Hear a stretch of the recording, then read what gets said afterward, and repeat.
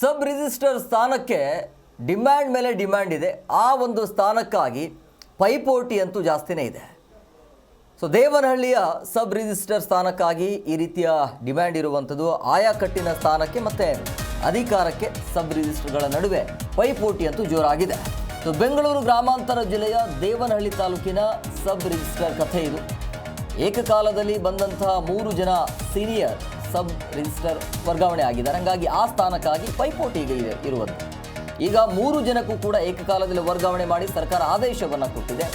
ಆ ಸ್ಥಾನಕ್ಕಾಗಿ ಅಂದರೆ ಈ ಒಂದು ಉಪನೋಂದಣಾ ಅಧಿಕಾರಿಗಳು ಅಂತ ಕರಿತೀವಿ, ಈ ಒಂದು ಸಬ್ ರಿಜಿಸ್ಟರ್ ಸ್ಥಾನಕ್ಕಾಗಿ ಡಿಮ್ಯಾಂಡ್ ಜಾಸ್ತಿ ಇದೆ ಅನ್ನೋದು ಗೊತ್ತಾಗ್ತಾ ಇದೆ.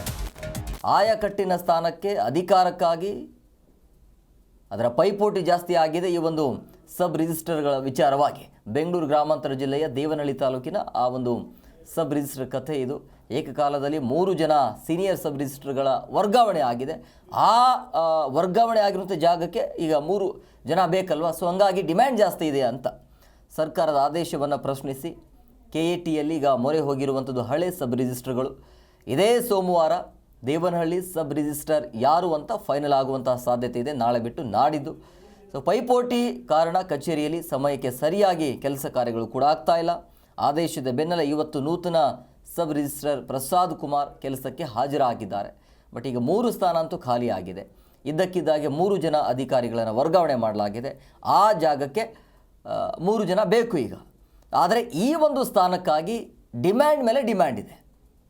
ಯಾರು ಅನ್ನುವಂಥ ಕುತೂಹಲ, ಆ ಜಾಗದಲ್ಲಿ ಯಾರು ಬರ್ತಾರೆ ಅಂತೇಳಿ. ಈಗ ಸದ್ಯಕ್ಕೆ ನೂತನವಾಗಿ ಸಬ್ ರಿಜಿಸ್ಟರ್ ಆಗಿ ಪ್ರಸಾದ್ ಕುಮಾರ್ ಕೆಲಸಕ್ಕೆ ಹಾಜರಾಗಿದ್ದಾರೆ.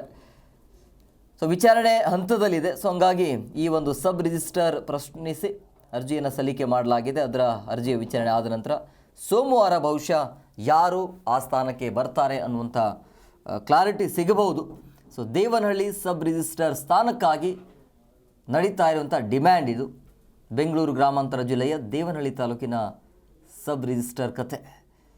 ಈ ರೀತಿಯಾಗಿ 3 ಜನರನ್ನು ಒಮ್ಮೆಲೆ ವರ್ಗಾವಣೆ ಮಾಡಿರೋದ್ರಿಂದಾಗಿ ಈ ರೀತಿ ಎಡವಟ್ಟು ಆಗಿದೆ ಅಲ್ಲಿ.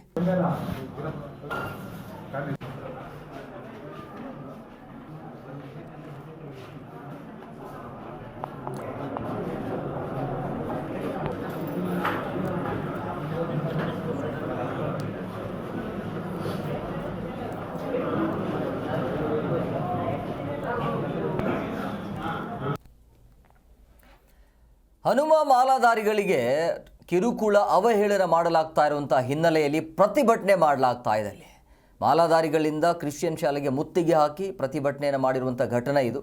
ಸೊ ಹನುಮ ಮಾಲಾಧಾರಿ ವಿದ್ಯಾರ್ಥಿಗಳಿಗೆ ಕಿರುಕುಳ ನೀಡ್ತಿದ್ರು ಅನ್ನುವಂಥ ವಿಚಾರ.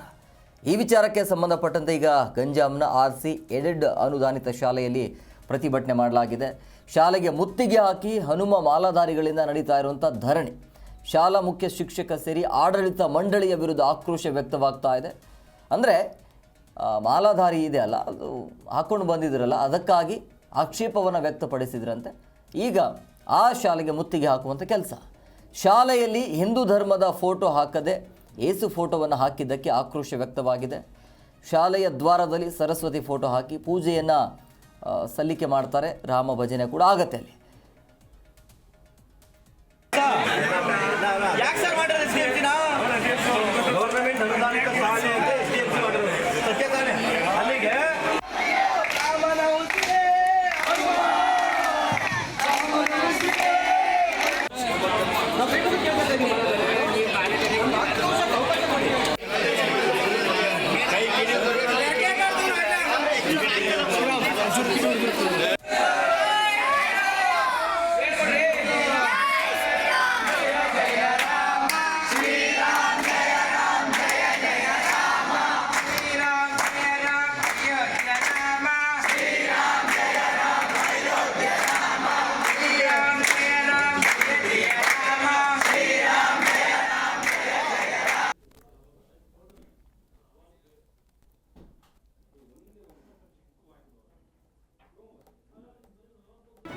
ಜಿ ಕನ್ನಡ ನ್ಯೂಸ್ ಈಗ ನಿಮ್ಮ ಮನೆಯಲ್ಲೇ ನೋಡಿ.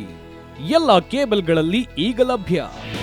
ನಿಮ್ಮ ನೆಚ್ಚಿನ ಜಿ ಕನ್ನಡ ನ್ಯೂಸ್ ಈಗ ಸನ್ ಡೈರೆಕ್ಟ್ ನಲ್ಲಿ number 292, Tata play number 1664, Jio TV number 1334, NXT digital number 30, in cable number 30, city networks 51, U digital number 162, GTPL number 17, Rockline telecommunications number 42, Shri Basaveshwara cable number 168, rural cable network 60, Vinayaka digital 57, Abhishek cable 821, city channel 53, Siddeshwara cable network 57, V4 digital Infotech 628, Surya digital networks 53, Gajanan digital number 836, Malnad Infotech private limited number